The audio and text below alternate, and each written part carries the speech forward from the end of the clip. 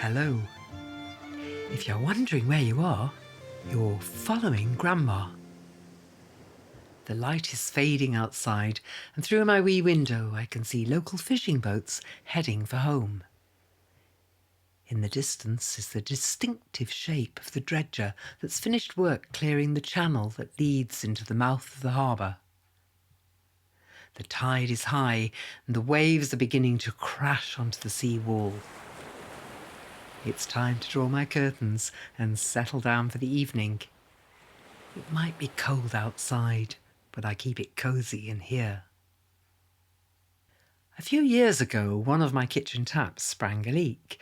I checked my phone, found a reliable plumber who promised to help, and turned off the mains water. Whilst waiting for the plumber, I thought how lucky I am to have water on tap. Fresh drinking water is one of our most precious resources, and so often we take it for granted.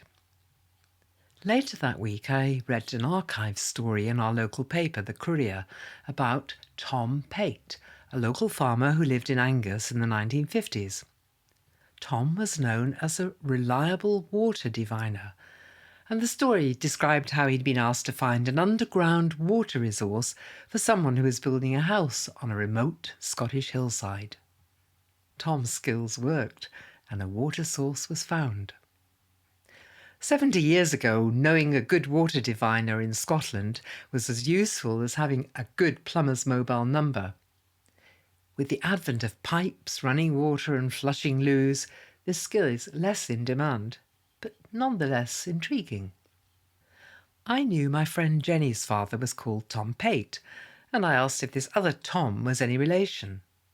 "Oh yes," she said, "he was my grandad, and he was a well-known water diviner in this area." She then added casually, "My dad's a water diviner, and so am I." Wow, I knew 2 water diviners. I wasn't quite sure exactly how water diviners operated, but it was time to find out. Jenny's dad, Tom, was a wise 90-year-old retired farmer.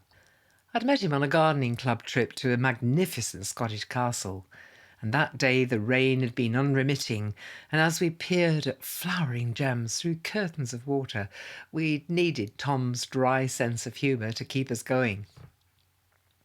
Later, as we steamed in front of a log fire in a local hostelry, Tom entertained us with stories of life in the glens, his animals and his farming days. But he never mentioned his water divining skills. He was thrilled to see the newspaper article about his dad, and he offered to show me the ropes, or, in this case, the twigs. A few days later, I arrived at his cottage to find him and Jenny waiting for me with a freshly cut elm tree twig. This was shaped like a letter Y, with one central branch that divided into 2 smaller branches. Tom explained that water diviners hold the handles lightly with the single end of the Y pointing ahead as they walk forward. When the twig is over a water source, the pointer moves upwards of its own accord, in what can be quite a dramatic moment. I was disbelieving, but ready for anything.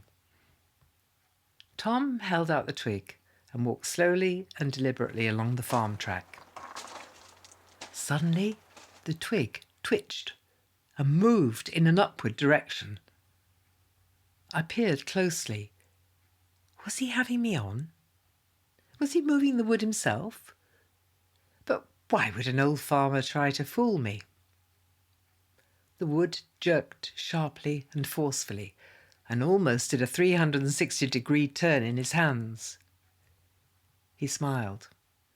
This is the old way we farmers found water for our animals in the hills. There may be no shortage of the wet stuff in Scotland, but high up in the mountains there were often no water pipes or visible safe drinking water for the animals.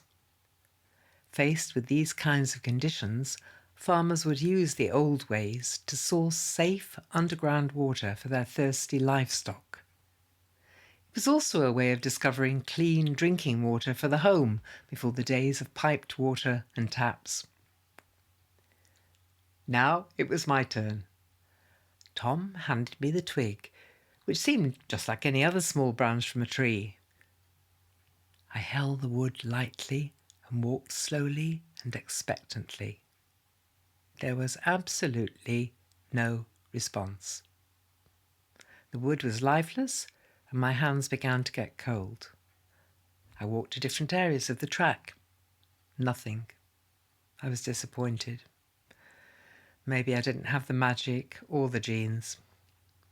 Tom decided that the wood which had just been cut might be a little too fresh for a novice, and I might have better results with metal rods, so he went into a barn, came out with 2 metal pieces, like coat hanger wires, and bent them at right angles. They were nothing fancy, just old metal stakes. Nevertheless, I held the 2 rods with reverence. I felt as if I was taking part in some ancient religious ceremony, and I'd been given the role of carrying the precious relic. I walked slowly, holding the rods lightly, my thumbs resting on the top to prevent any unnecessary movement. Without warning, both rods swung inwards, like magnets, pulled towards each other.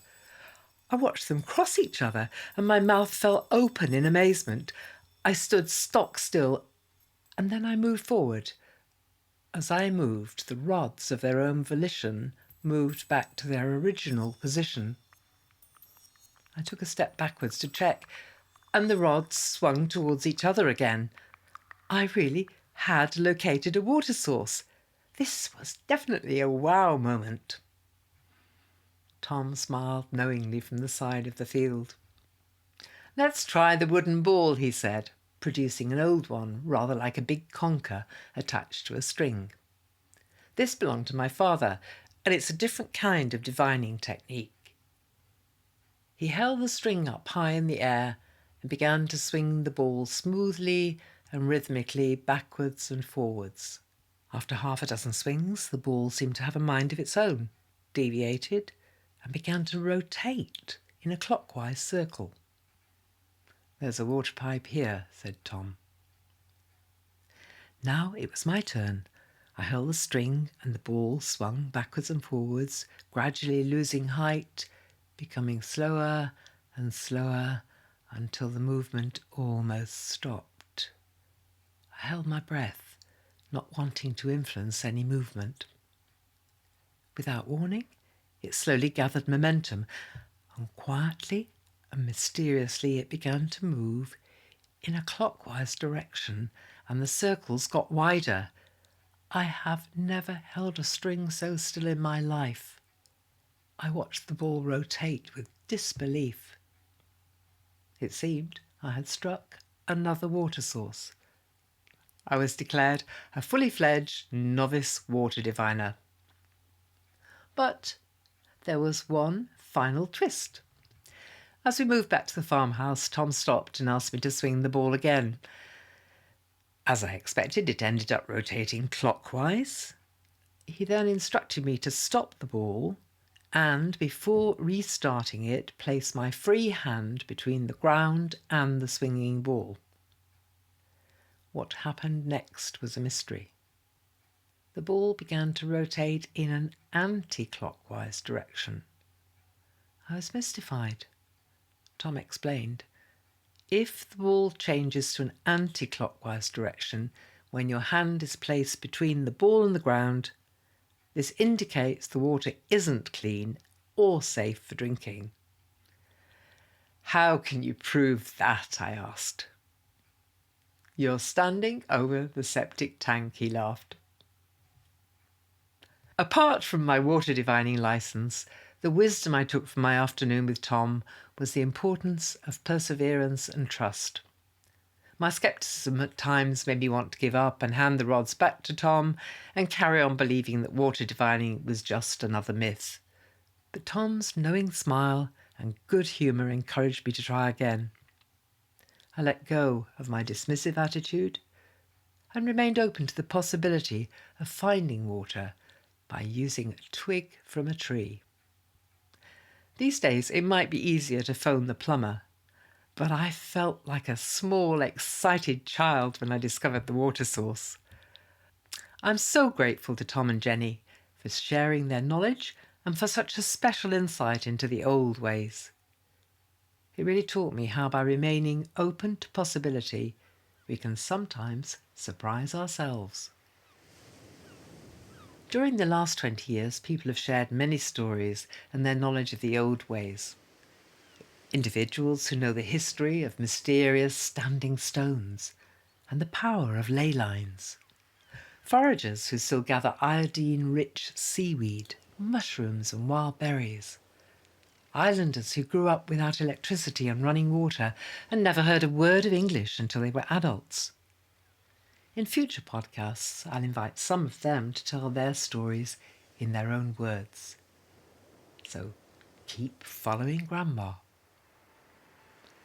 And if you're walking in the country on a hot day, before you unscrew your plastic bottle of water, you might grab a nearby twig and see what you can divine.